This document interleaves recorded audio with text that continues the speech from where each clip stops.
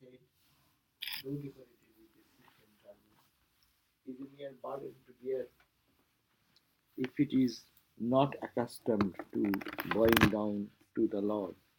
His arms, though wearing shining golden ornaments, are purposeless, like those of the corpse, if they are not used in the service of the Lord. The eyes that are not accustomed to seeing the divine images are equal to the eyes of a peacock feather, and the legs of people who do not walk to and go around the holy places are comparable to the trees. A man who has never touched the holy dust sanctified by the feet of the devotees of the Lord is indeed a living corpse, and he who has not smelled the fragrance of the tulasi leaves from the feet of the holy images of Lord Vishnu, it is veritable breathing corpse. That means your all the organs are functioning, but minus God, it is meaningless.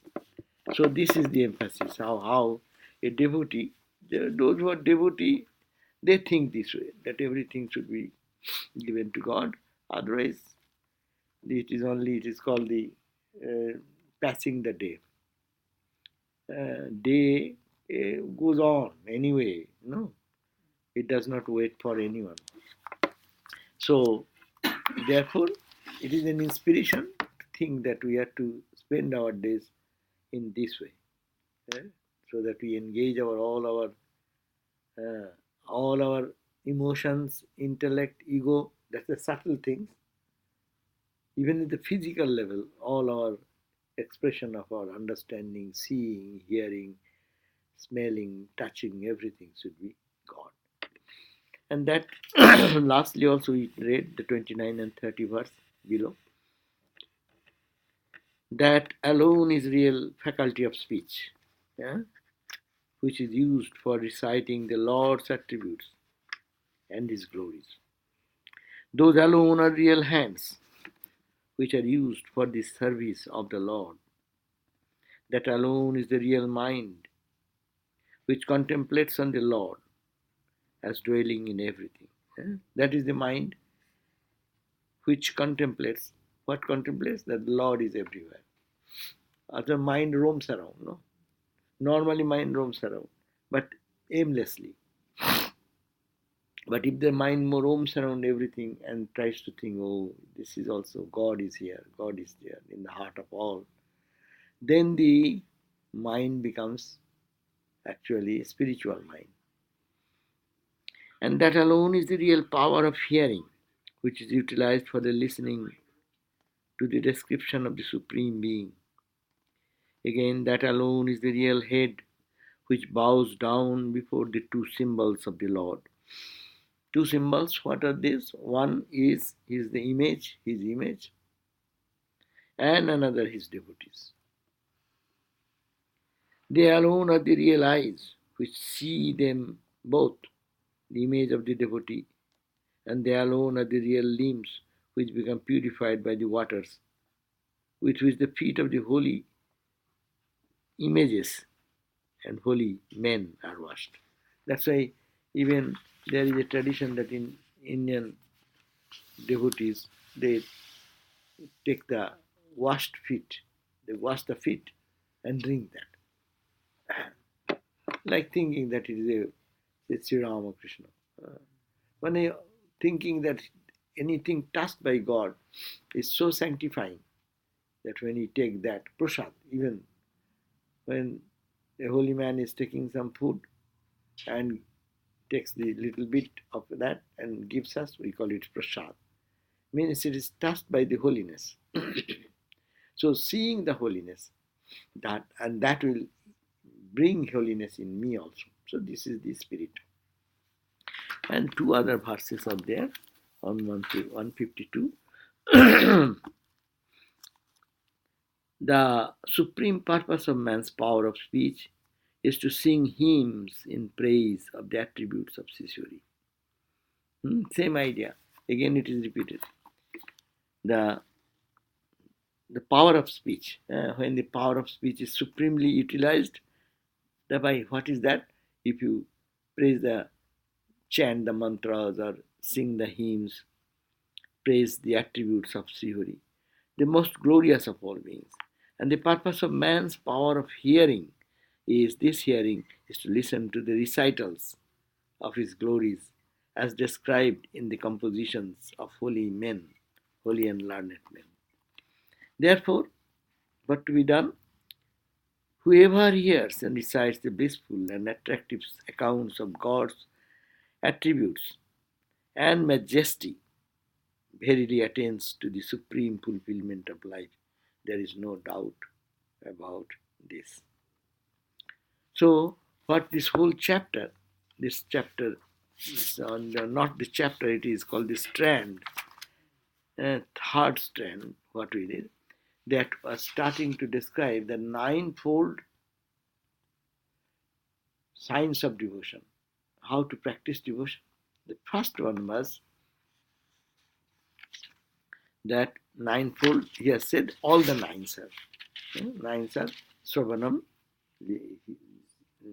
Sravana is the hearing, Darshanam, seeing, Smaranam, remembering, Padasevanam, the service of the divine deity or divine people, Sravanam, Darshanam, Vishnu, Padasevanam, Archanam, worshipping as we do in our temple.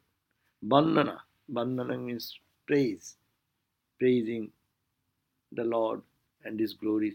Dasyam, the attitude that I am the servant of God, that attitude. Shakyam, oh, He is my friend, and ultimately Atma Nivedanam, surrendering everything at the feet of the Lord. So these are the 9 steps to be practiced. That was the main subject of discussion. So this has been collected from the how many thousands verses in the Bhagavad.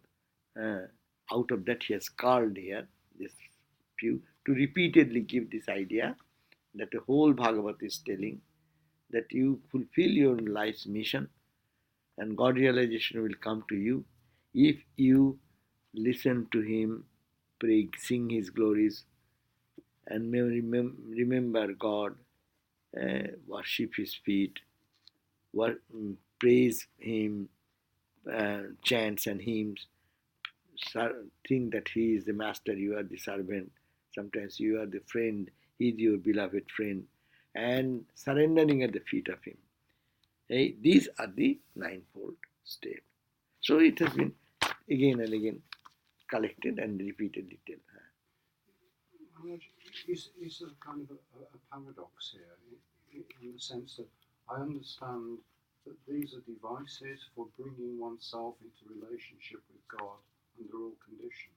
But at the same time, it also separates us from God by saying that this is not me. That is bhakti. They don't want to be united. That's their idea. They want to keep the relationship, not to merge. Sri Ramakrishna, that's why he said that I don't want to be sugar. If you be sugar, then your identity is gone. Vedanta says, I am that. And Bhakta says, devotee says, I am your, O Lord. You are the master, I am the servant. You are the creator, I am the created. No, you are the machinist, I am the machine. So it is all this duality, the play of duality. So in that sense, it is negative. It is saying not God. Yeah, not that God, but I am your child. So why not God? Same blood stream in me in a hidden way. But dualists will not accept this idea of oneness because they think that they cannot enjoy. If you become one, then you cannot enjoy anymore. Separation is necessary. So they impose this idea again and again that I am his servant, I am his friend, he is my beloved. This all the 5 relationships. eh? And Shanto, the first idea that God is everywhere, that idea, it becomes closer to Vedanta. Those are Vedanta. It's called dualistic Vedanta, non-dualistic Vedanta. These are three are all, it is called the Vedanta. Uh, but people, according to the taste and temperament, they prefer to. And Bhakta will never think that I am one with him. It is, they can. Surely through the process of bhakti, they will become one. That will be ultimate, that they cannot stop. Yeah, but that will be spontaneous effect. A bhakta, when totally singing, praising like that, and suppose one day he gets so much absorbed in God, what will happen?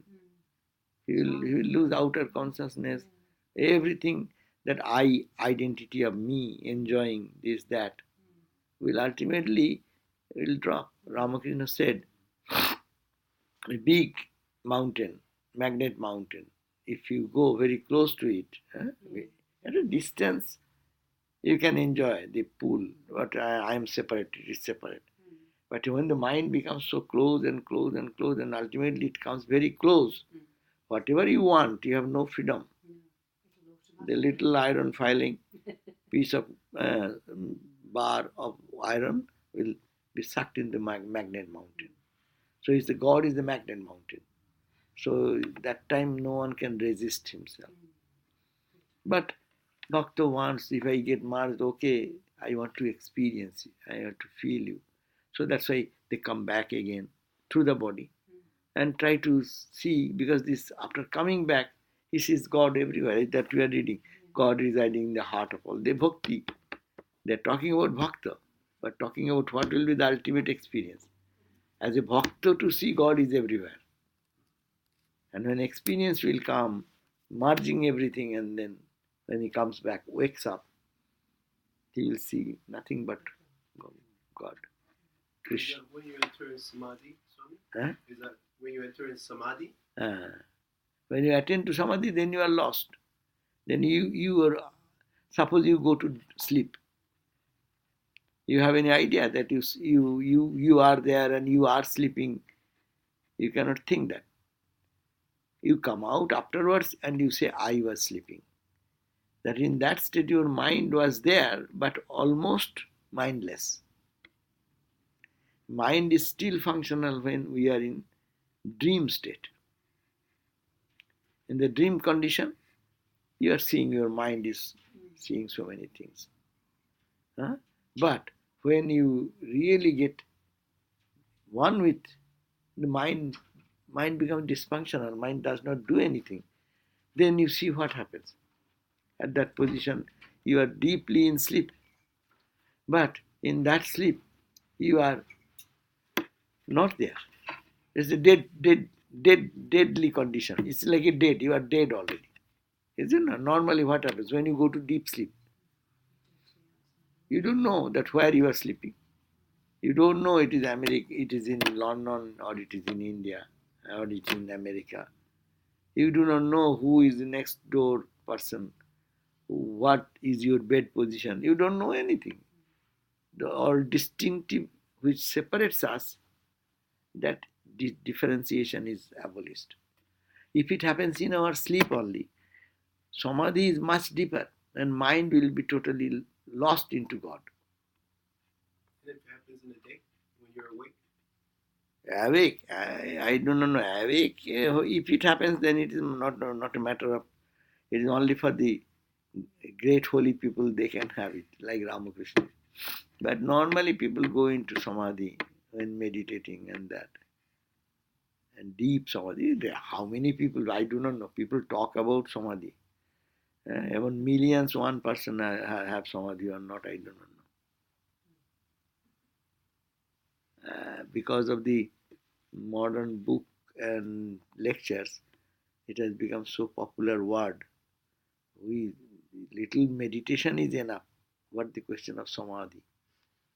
Little meditation, if one can do perfect meditation, forgetting everything of the world, mind does not wander around anything of the mundane world. If one can go there, by God, the world vanishes for that. It is a total mindless situation. Mind is dead as it were at that time. So, But all these faculties they are talking about listening, chanting, right, Kirtanam and all these things. They're assuming that that person is fully capable of all these abilities. No disabled person. Or disability with talking, disability with listening, disability with seeing, like that. that's why spiritual life is not for the disabled people.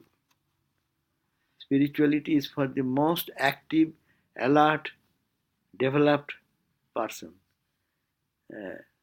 Because of some, when the sense organs are not helping, and so how will you practice? It's a question of practicing. And those who have mastered that practice, for them whether disabled it matters little.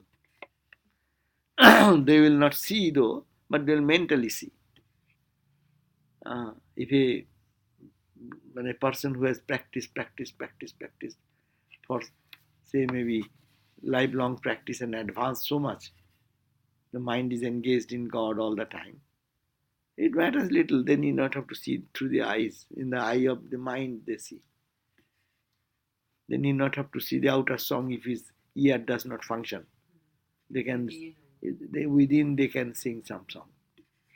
But as this practice, a young, healthy, strong spirituality is not for weak people.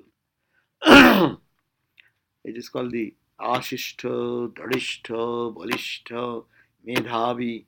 That Upanishad says the spiritual practice should be done by a person who has strong muscles. Nerves, right? Nerves, physical body strong. And then utilize those forces for God realization. Weak people, mentally sick people will see so many visions. It is a vision or it is hallucination, how to discriminate. Vision will change your life. Vision will give you life, you feeling of fulfillment in your heart. Ah, what a thing. And that will be life transforming. And seeing something in delusion, that may be delusion.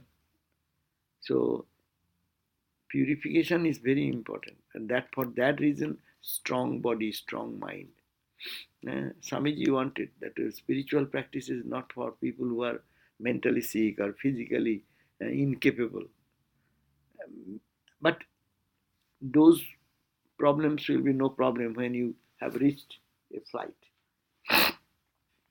That's why our Swami Madhavananda Swami and they used to say that suppose now you are spending your day. How? You are reading sometimes, you are singing sometimes, doing sometimes, no? Whole day going to temple, chanting some mantra, praying sometime. You can exercise your energy to put towards God. Now, suppose you become such physically sick, you cannot go to temple. You become wheelchair bound. And nowadays in this country, people wheelchair do so many things. But in India, it is very difficult because there is no much facility of all those things. But anyhow, then what will you do? Suppose the eyes you don't see anymore. Then what will you do? Suppose your ears go. In the old age, we all lose our power of hearing, no? So, what will you do? That's why you practice such way. Now, when your eyes are alert, ears are there, your all the senses are alert, train them in such a way, when they will be dysfunctional, your mind will be internally roaming, living in that consciousness. How will you spend? Suppose when eyes will go, if my eyes go, I will be blind. And if I am blind, I cannot do anything. I need someone's help. So who will be always with me to help me to meditate on God, unless a person who in good condition have practiced such that he has adapted such connection that when he closes the eyes, he can feel something, practice something. So that's why practice for a person, strong person, is necessary. When we will be disabled, then the disability will be there, but it will not be a blockage for our spiritual practice. And if you have realized God, forget about that. For you, no problem. Now, whether your eyes are there, ears are there, or your leg is there, hand is there, matters little. You are in your own blissful state. So, but for us as a practice, this is a practice. Shravanam, darshanam. Yeah, So all this would be considered part of the lower knowledge? of course, Practice? everything is lower knowledge till you realize the highest. That is higher knowledge. Highest is that when you become merged in your God consciousness, or you enjoy bliss without any aid of outside. All exterior knowledge is external. All knowledge is external, and it is dependent on the external light, my eyes, my the all the senses should be active. Then only we can see the outside world. But you can see the inside world. Just close the eyes, and you can see the another world. You can create your Hollywood in your mind. You can create your home in your mind. No? So similarly, we can create God consciousness inside. So whether everything goes out, lower knowledge, these are lower knowledge because it does not give us eternal freedom. Whether this knowledge leads us to joy and bliss. Now, now this fourth strand, what we start today, that Sravana or hearing. The first out of the ninefold bhakti we have just described, the first one is the listening.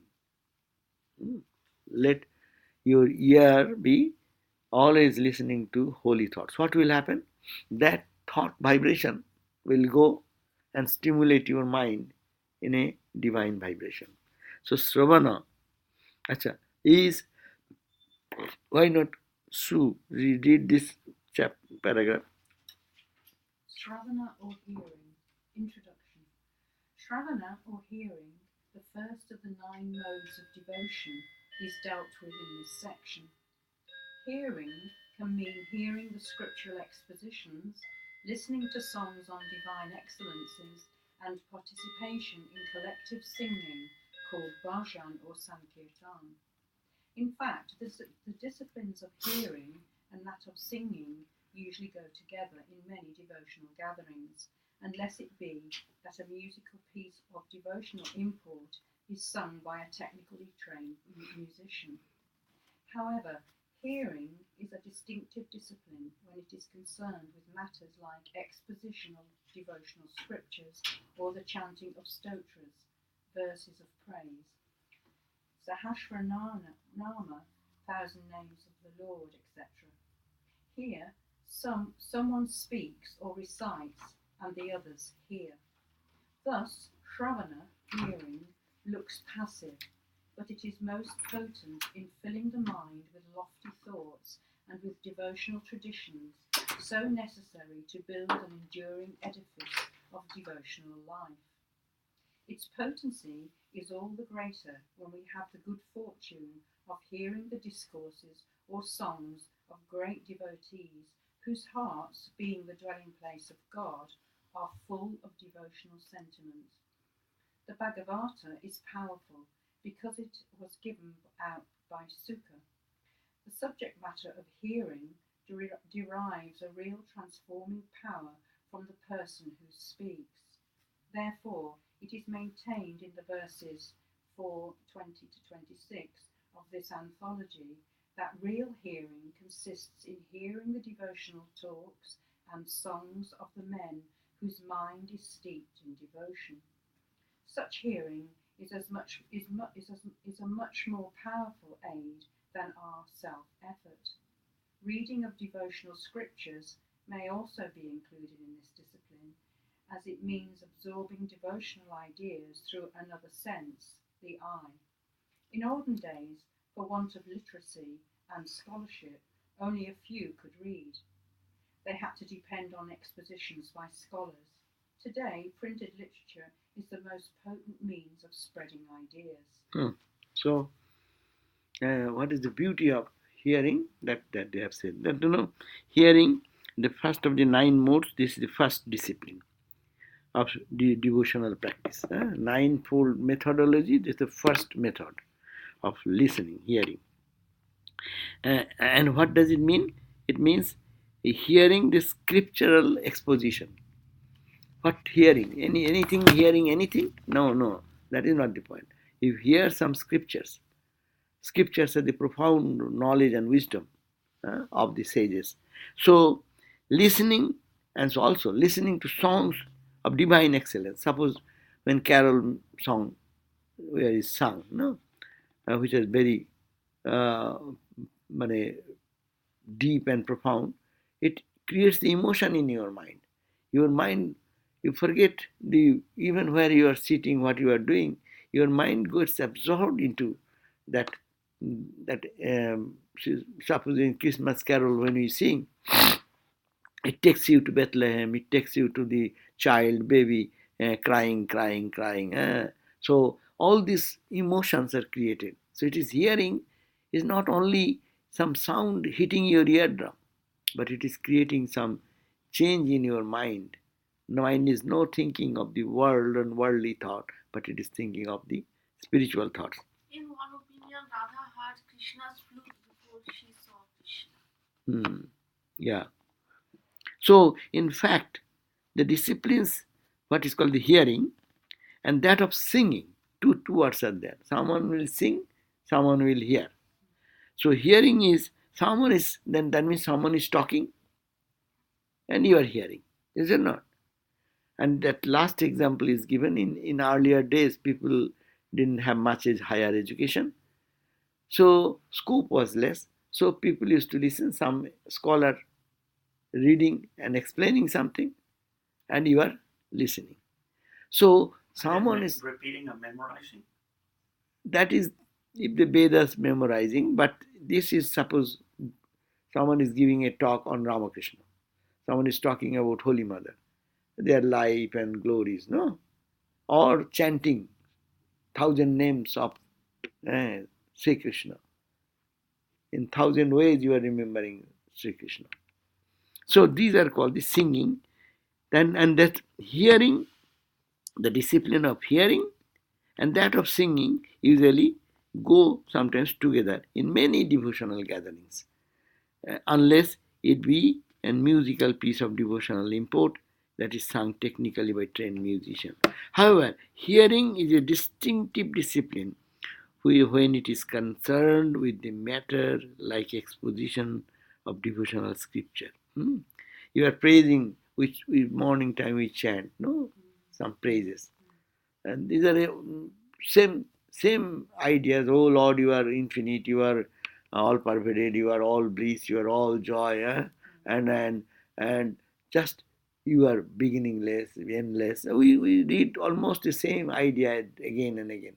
But this, when we read, our mind gets really little bit in touch with that ideas and the holy ideas. We had the Rama Kirtan the other day. Ram Nam Kirtan. The man that did the singing at the end, the older man, what devotion was singing, that was beautiful. Wonderful. And when you sing, you get absorbed. Even you hear, then you get absorbed.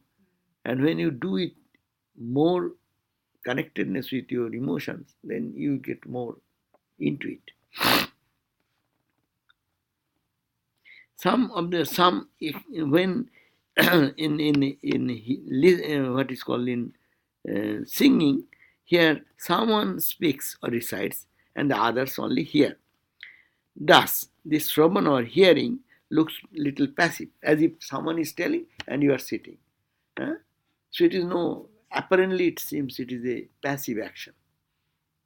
But it is not passive because it is stimulating your mind in that type of vibration. So, but it is the most potent in filling the mind with lofty thoughts. Sometimes that's why we go to the classes, lectures. What do you do? 1 hour in the Sunday class, Sunday lecture or anything. One-sided talk. No? Others are passive, mostly. Now we try to make it interactive, questioning and this and that. That's much better.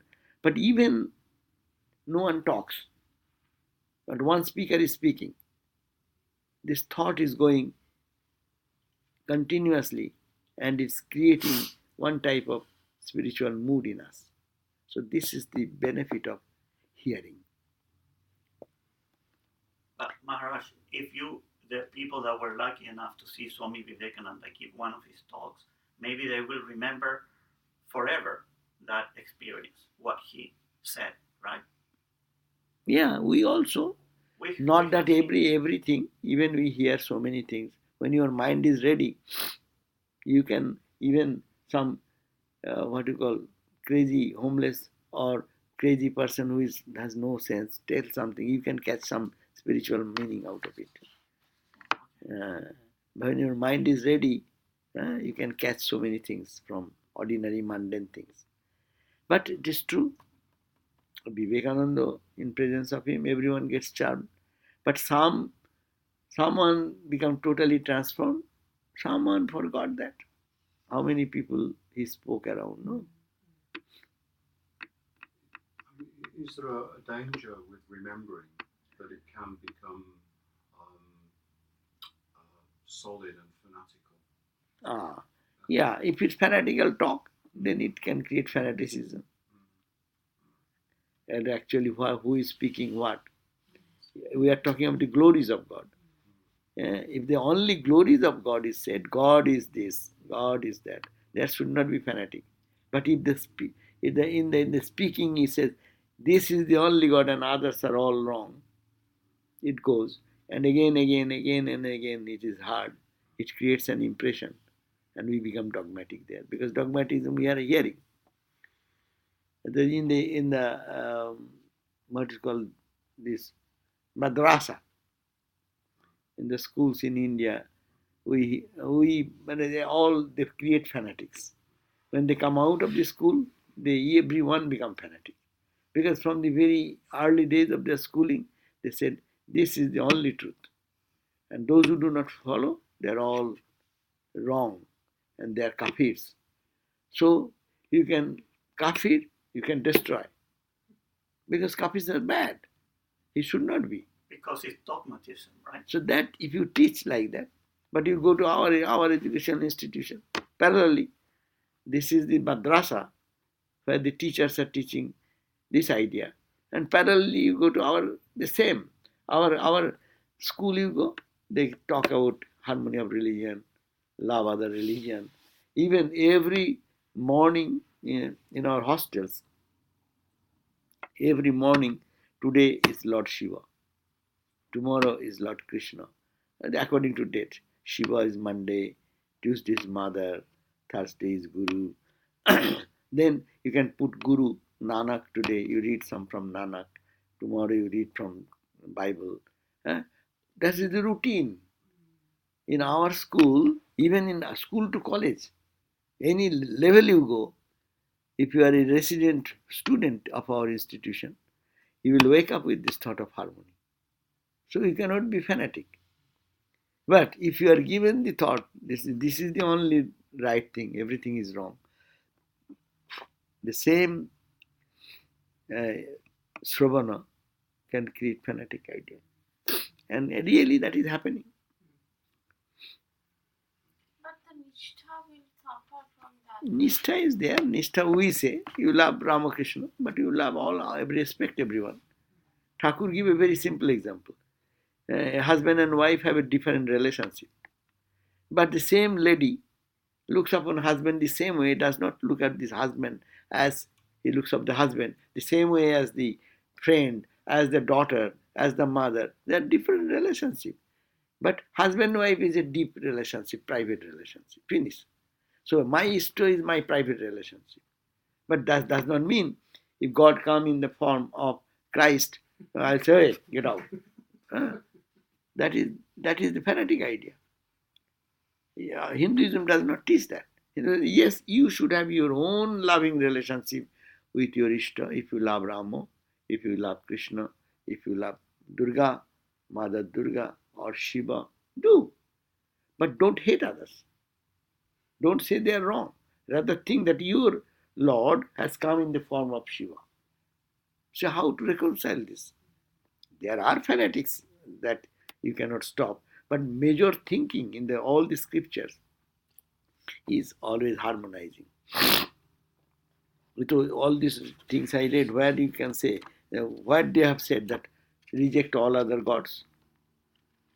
For your spiritual practice, you have intimacy with your beloved Lord, but you should love and respect everyone. That is really a little bit our practice, right? Our Vedanta, you love everybody, right? Devotional, you have a personal relationship.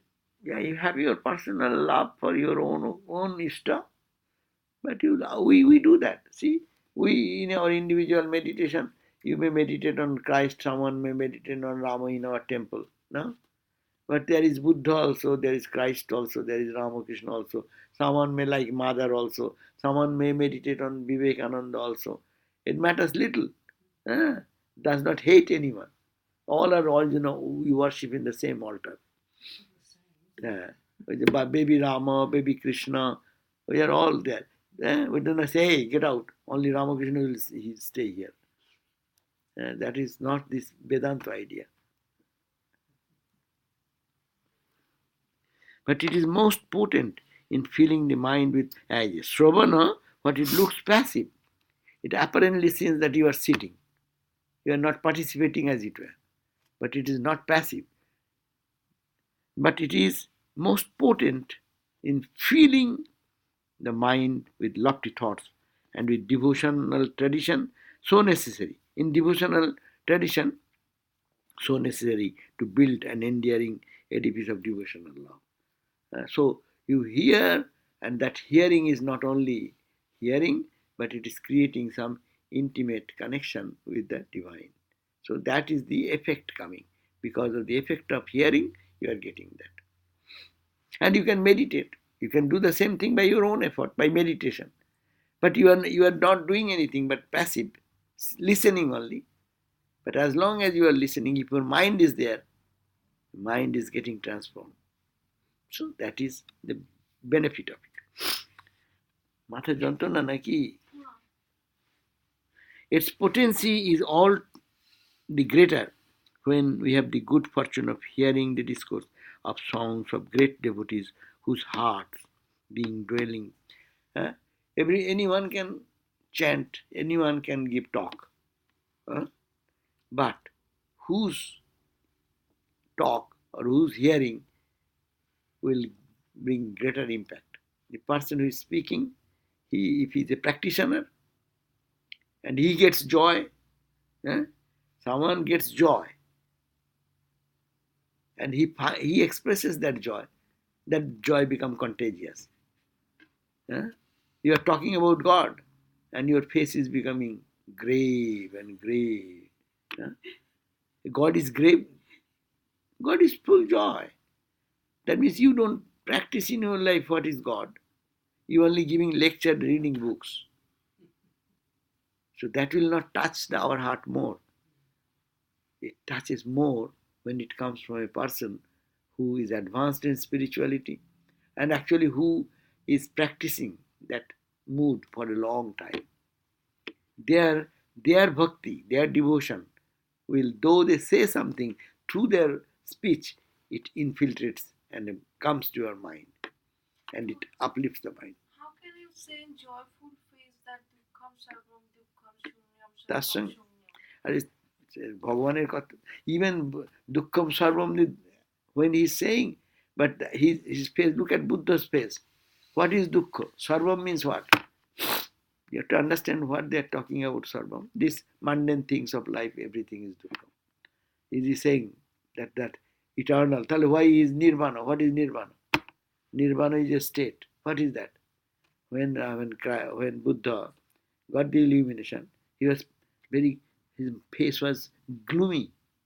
Was he crying and weeping? Oh, what a painful nirvana! Ah, it is also pain. Did he say that? Joy.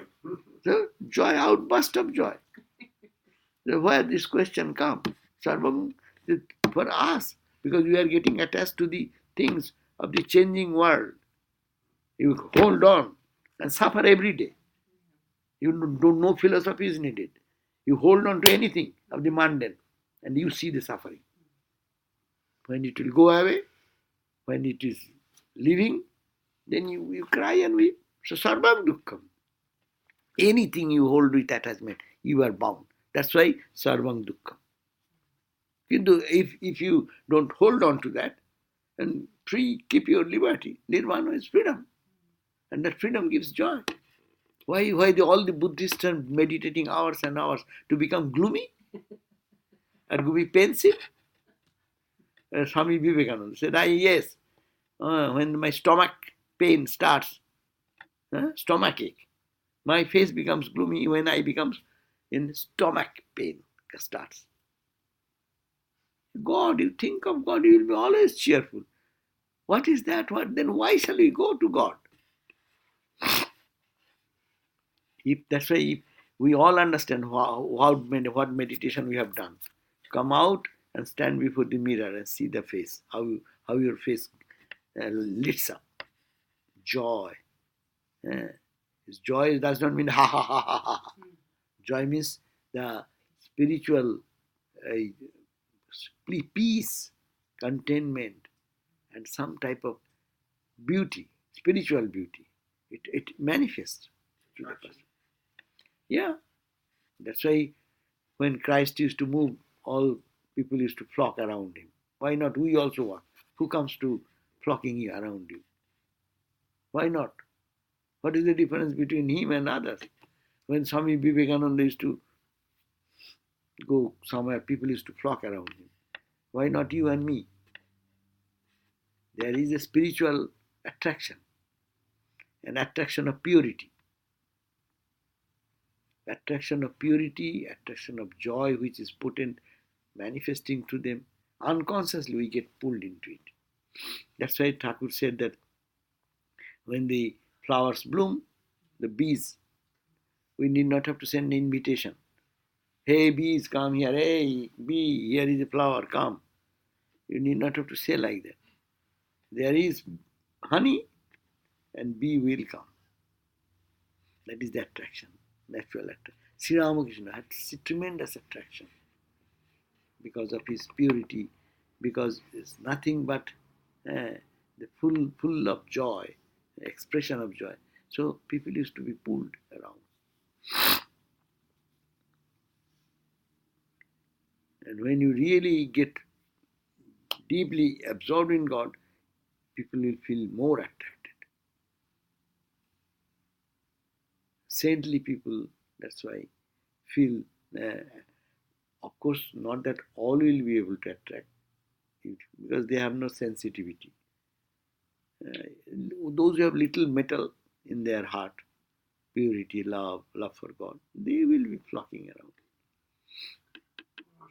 Earlier today we were talking about Kozhikode and Mahayogananda said how many thousands of people come there now on the Kalpatura day.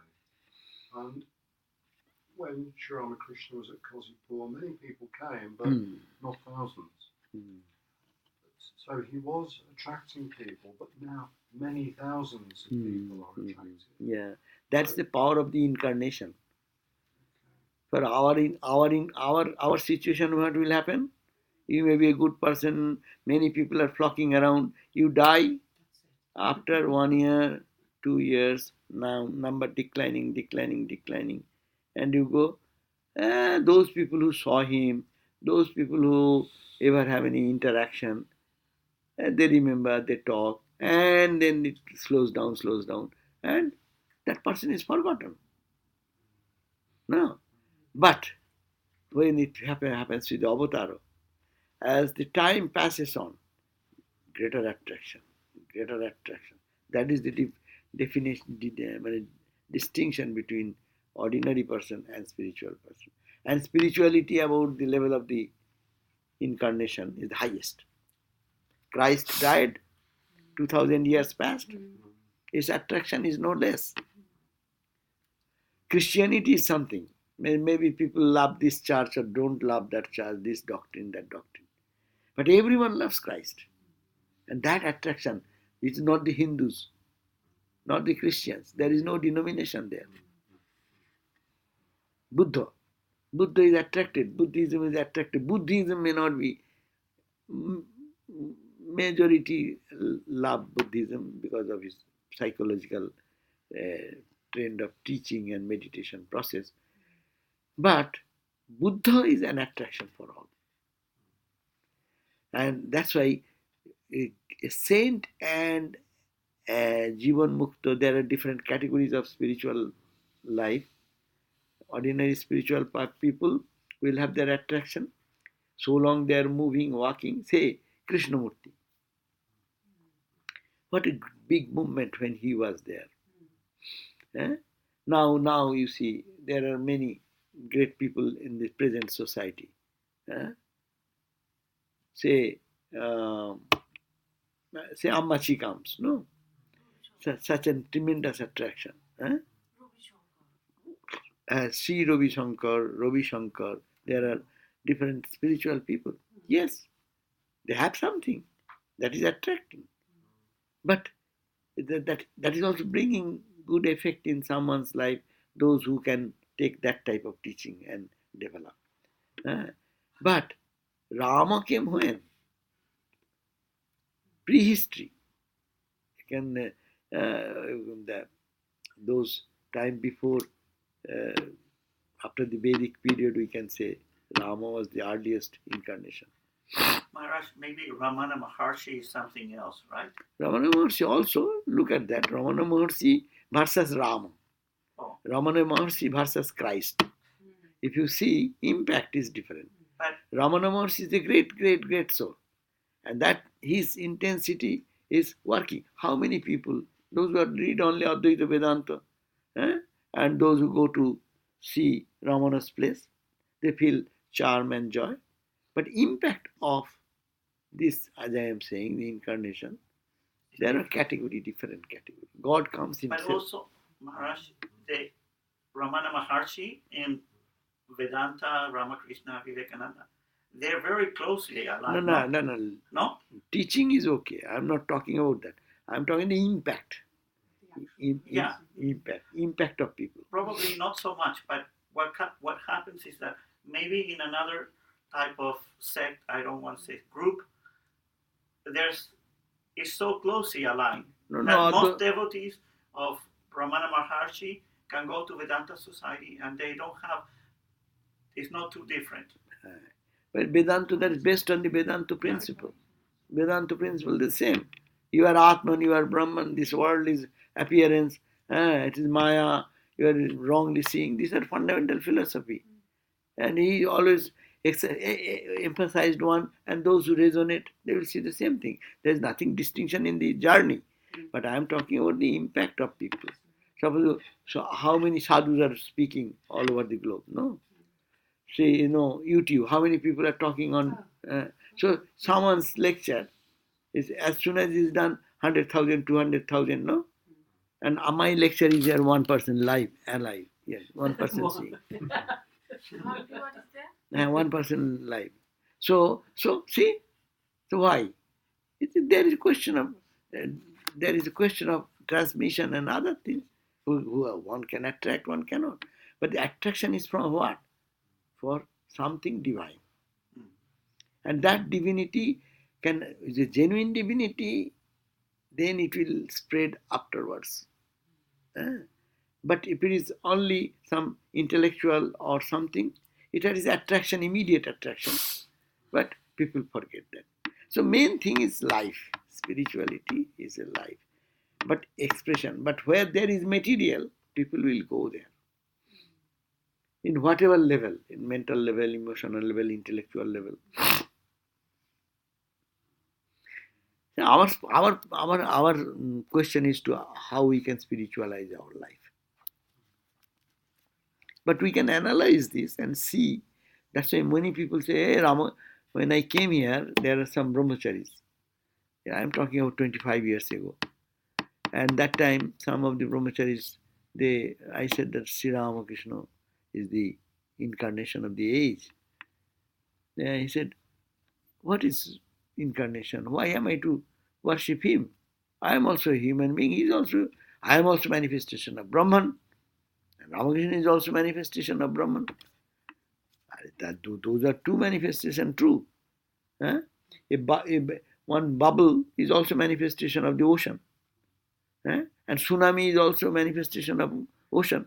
The tsunami and bubble are same. As water, they are same. But as manifestation, they are not. But I tried 3 days to prove this again and again with different examples. None of them agreed. And I am also God. I am also Brahman. Is it not? And then Ramakrishna was also Brahman. So what is the difference? Why shall I worship him? So they don't. Brahman said you are not also worshipping. When you are Brahman, that state there is no worshipping, not to be worshipped also.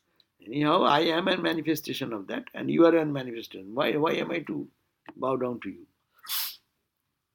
I am also same, you are also same. And but you understand. That's a misunderstanding. You've seen so many Swamis. Misunderstanding of the truth, I'm saying. That are gradations, you saw maybe all of this. Yeah. Direct disciples. I don't know if it's probably not, but Swamis who were initiated by direct disciples. Mm-hmm. And they're all Swamis, but everybody is different, right? Your manifestation is different. How much one has absorbed but God. You understand where you are, right? Or not? No? I need not to judge anyone, but at least we can feel that how we can more absorb more and more in God consciousness, and that is to be again and again practiced. It is just I'm analyzing that this is not to judge anyone. This class should not be thinking that he is higher, he is lower. Not that. But I am saying when spirituality happens, attraction for that. People feel the attraction for that. And that maybe a household devotee even, or a monk, or a nun, whoever may be, that will have that pull because of the purity. In anyone develops purity of the heart, that will be pulled. People will be pulled towards that. And they will get a little attraction because everyone wants to be pure. Is the attraction based upon the illumination of our own understanding? Yeah, of course. Yeah, otherwise I will not be attracted to that. If I don't have any connection, I cannot link with that. I will not be attracted. That's why we don't have attraction to certain people. Yeah. In the same family, you look at that. Maybe their close family, there may be 20 people in the close family. Someone is very close to one. Someone is that not. They are relative. They are all relative. But that connection, it clicks with the mind. The mind vibrates. Two mind vibrates in the same level. So there should be something of similar nature. So, Swami, like you said, you were very attracted to Swami Sarvadevananda, and so he had this ability that when he saw Holy Mother, he realized Durga, which is his Ishta mantra. So he was adept already in this type of thing, which for a lot of people is something great, right? Because he had all this training. So he saw Holy Mother as his own Ishta mantra. Yeah. But then, as he progressed, he practiced even higher and higher and higher. He began established. You have some impression. You have a glimpse of something. And then by spiritual practice, you become established. Firm conviction. Glimpse, if you see something, you may doubt it. I saw, but I am not seeing anymore. So spiritual practice, what it gives, even if you have a little vision or experience, you again and again practice so that you get firmly established in your conviction. Conviction comes then. But Swami, because you were going to Belur monks, you saw many hundreds of monks, maybe even 50 or I don't know how many, but you still remember Swami Premishananda more than other monks, no? Yeah, some sadhus. Because what he said or what? Well, they are impact. Everyone is impacted by someone whom he loves or who he is attracted to. No, who will listen to whom? Unless you have that type of relationship. So many good advice anyone can give, but who is there to listen? Who listens? Who has that relationship? He feels that he is telling the truth, and if that I follow, I will be benefited. Yeah. So the main thing was that it is not a passive thing, but it is also active because it is changing our inner mental attitude. The subject matter of hearing derives real transforming power from the person who speaks. That's why we are talking so long. The subject matter of hearing, you are hearing something, it derives a real transforming power. Someone is saying something, it is a transforming power. The transforming power comes from the person who speaks. But we get that impact. Sometimes some speaker, some of our monks sometimes speak, no?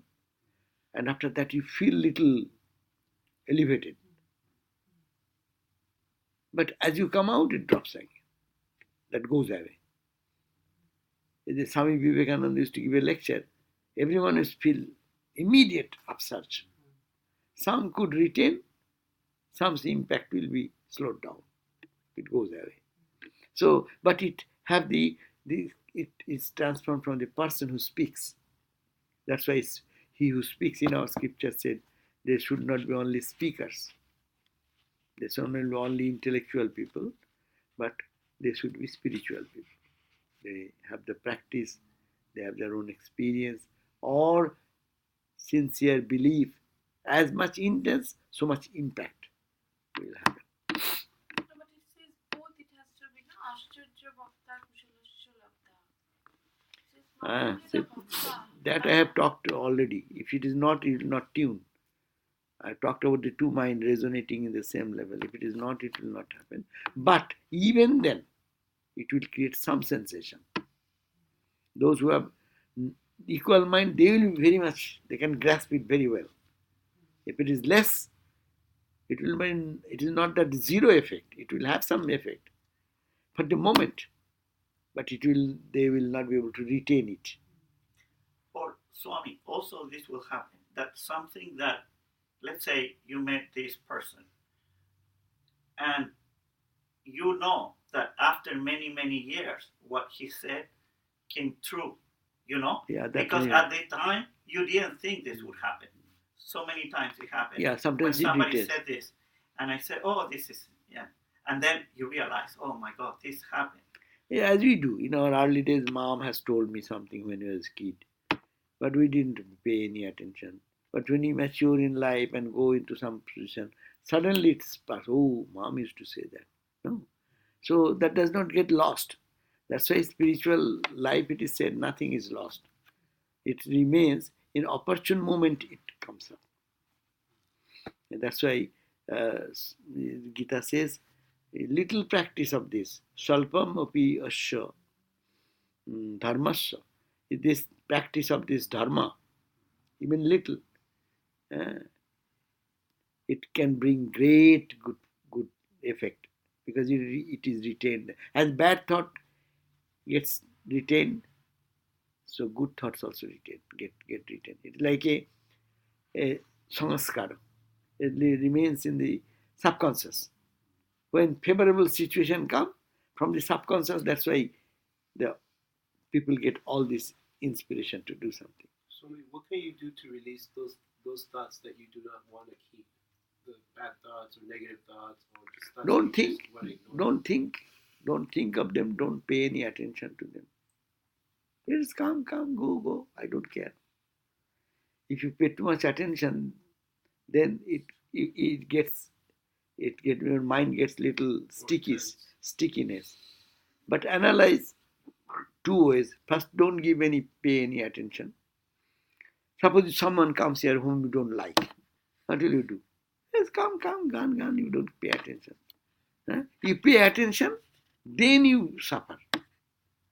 So even the negative thoughts or anything which comes because of our past, don't pay attention. If you pay attention, then it will grab you because you are paying some value to that. Ignore or analyze. Even if you cannot ignore, again it is overpowering. Then you say, hey, I analyze. It is what is the good in this thinking? What is the spiritual benefit out of this thought? Analyze and find out, critically see if it is not good for our spiritual life. Why shall I accept it? I reject it. So upeksha means indifference. Indifference is a good thing. Thought come, thought go. It is like thought like a wave. All our negative thoughts, they are like one wave comes. And as it comes, it shooks us. Is there a way to transform those negative thoughts into with the positive thing, day and night positive. And in thinking this time, sometimes the bad thought will also come. By that time, you ignore that. Because it's just a thought. Everything, if it's not really. Everything starts from a thought and that gets manifest in the action. We have thought that today will be 4:30 class. That was first in the thought level. So today we are thinking, oh, next Tuesday will be another class. No? So it is a thought now. Thought gets in the action. So thought is most powerful. So if it is thought, shall I embrace the good thought or embrace the negative thought? If I take the negative thought, I am embracing it. And it will happen. You think and you become. That's why it is said, never think negative thoughts. It is not beneficial because it is not doing now good, also in future. That negative thought you are holding on, it will catch your neck. So, spirit should be, I will be always positive. And if negative thought comes, I don't pay attention. Someone tries to draw your attention, you know it is good, then you pay your attention. If it is not good, you don't pay attention. And after some time, they will go away. If someone comes and plays in a certain role and you don't like that, how much they try to impress upon you, then what happens?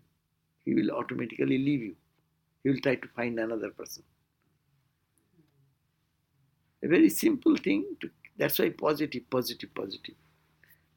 It is said, never think negative thoughts. One negative thought means you are ruining yourself. Any negative thought which pulls you from God should be shunned. If not, then you will have to pay its price. That's why we say, no, there are good and bad in every person. Yeah, so no use in seeing the bad, because what will you do? You are allowing your negativity to come in your forefront. And if you learn how to know, no, not for that, only positive, only which gives you life, survival, forces, the purity, the joy, the bliss, divine things, that you will have to hold on to that. Because that is beneficial, because if you do that, one time you will have to undo that again. As you are saying now, how to get out? You are putting this question. Why you are putting this question? Because these negative thoughts come. Why did it come? Because one time we entertained them and kept in my pocket, left pocket, right pocket, we have accumulated them. And now the pocket has become heavy. I cannot put any good thing. They say, I am here. And then he comes up. So we have one day collected those things one by one. So don't allow that, so that what is done. And when you put new things, It is said that if you put in this room is very tight for some time, you want to make it fresh with fresh air, what you do? You inject fresh air, and this negative air will find its way out. It's a thought. So thought will find its way out. You entertain it again, then it will have more carbon dioxide in the room. More toxic thing. Maharaj, in the Raja Yoga, sometimes they say that there's some karma that has been accumulated and it hasn't bear fruit, but it will be in the It will future. be in the future. So that types of yogi, they can burn it in some way, like meditation or some other way, or through some other, type Some of, other means nothing, nothing more. We are hearing all, nothing more than that. By your prayer, by your meditation, by your analysis, by your selfless work, these are the four means. Okay. You will have to work on that. If you entertain that, it will take another life, another life, another life. It will go on like that. You have to be aware that this is dangerous for me. Whatever I have done. Let me take a resolution. No, I won't entertain negative thoughts. There are negativity. You are not been sent here in the earth to remove all the negativities of the world. Even God, Christ came, Buddha came, they could not. Rather, doctor, heal thyself. Before curing everyone wants to cure the whole world. But doctor, first save your life. Cure yourself first. That's why bring positive thought, bring energized ideas, devotion, love, grace, compassion, all these holy things, so that all the negativities, let it be in such a position as if it has no impact on your life now. Swami, what if it's a stubborn thought that just refuses to leave? We'll have to be stubborn also. It's a stubborn thought. That thought is stubborn. Counter thought should be more stubborn. Is that where the mantra helps? That's why spiritual initiation, mantra, repeating of the mantra, that is the constant thing. Hammering. You are negative, this is hammering. Get out. Thoughts only have the power that we give them. Yeah, thoughts. Everything. The whole world. You give power to someone and he or she then gets the power to control you. Look at everyone's life. destroy you. Everywhere, where you give power to anyone, and that you given the power. And suppose so many people are saying so many things. You pay attention and give power. Why he said like that? He should not have said like that. You give the power first. That why he should say like that. And then you brood on, and go and die in that thought. Cry and weep in that thought. First of all, you don't say, okay, let people say. Let people do behave whatever they way. There's nothing to do with me. I'm not connected with that. I keep my own dignity. I want to be in my own holy thoughts. Finish. You are giving power and then blaming that person. That person is bad. That person is not bad. You are giving the authority to that person to blame him. Unless you give attention, he will give up after a few days. And you give value every day, it will be increased and increased and increased. This is a realistic approach of life. And every day we suffer because of that. We make a mistake ourselves and put the blame on others. Who has asked you to give value to that? Let the people say. Why not you think in our positive thinking? Positive thinking is such, yes, so many people say good about you. Some people let them say something bad about you. That's all. Yeah. Happy. I'm happy. Someone tells something bad about me. Okay. Why? This is they are saying, and it should not be done. Then you get into it, and you suffer. The suffering we create. We have the power. We give the power to be suffered. We give the power to somebody to control me. And then when control, then we cry. Why do you give power? Give power to God. Simple thing is very complicated. We give power to every idiot, but we don't give power to God. We surrender to everybody, every idiot, but we don't surrender to Lord who is here all the time. Huh?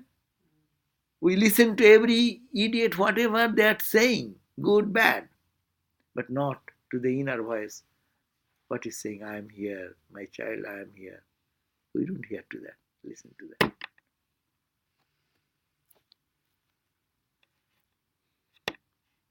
God is always sitting here and calling upon us. See. Yes, one Swami told me. Now in the temple you see how Ramakrishna is waiting from morning like that. My child will come and I'll see him.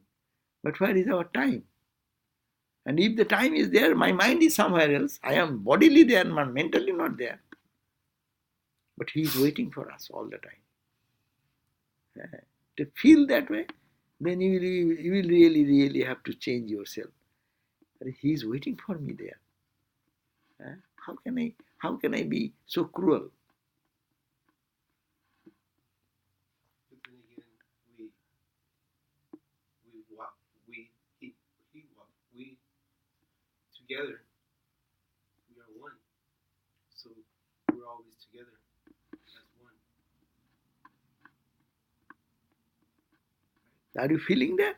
Yes. To feel that, you will have to do this. If you can feel all the time, then it's done.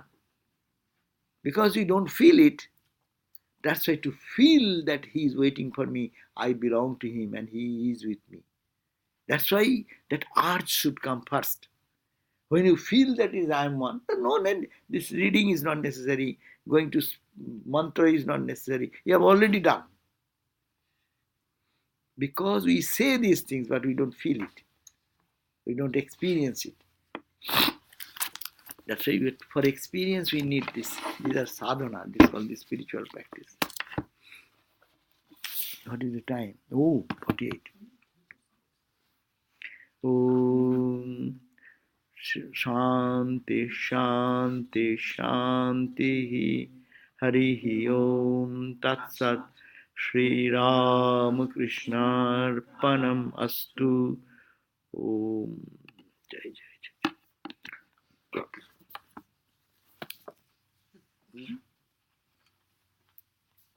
You know, this is a very, very sad picture in our life.